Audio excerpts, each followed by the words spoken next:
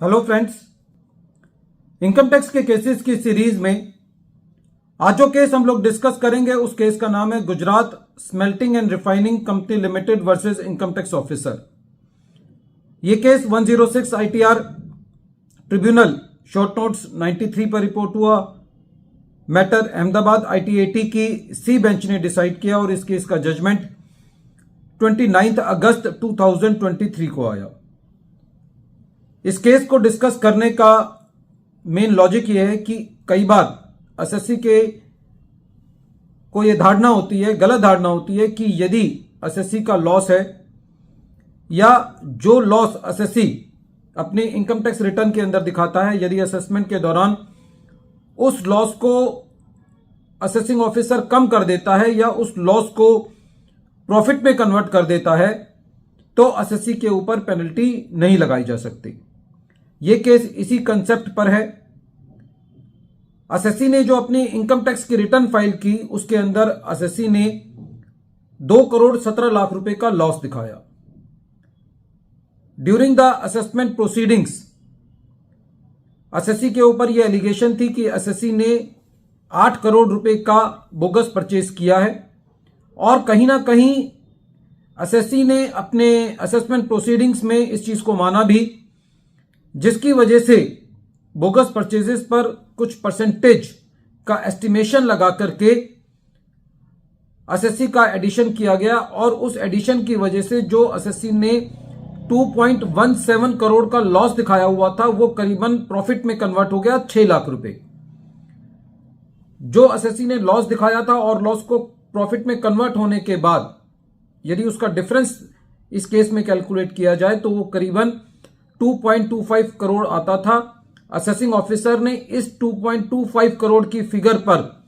SSC के against section 271 subsection 1 clause C के अंदर पेनल्टी इनिशिएट की और इंपोज की। इसके लिए explanation 4 section 271 subsection 1 clause C की एक्सप्लेनेशन ये कहती है कि यदि एसएससी ने कोई लॉस दिखाया है और असेसमेंट के दौरान उस लॉस को कम कर दिया जाता है या वो लॉस प्रॉफिट में कन्वर्ट हो जाता है तो लॉस और प्रॉफिट के जो डिफरेंस है उसको कंसीलमेंट ऑफ इनकम माना जा सकता है या फर्निशिंग ऑफ इनएक्यूरेट पर्टिकुलर्स माना जा सकता है सेक्शन 271 सबसेक्शन 1 क्लॉज सी की पेनल्टी को लगाने के लिए। जब असेसिंग ऑफिसर ने इस पेनल्टी को इंपोज किया तो एसएससी सीआईटी अपील के पास गया। सीआईटी अपील का यह कहना था कि इस केस में जो एसएससी ये दलील ले रहा था कि जहां पर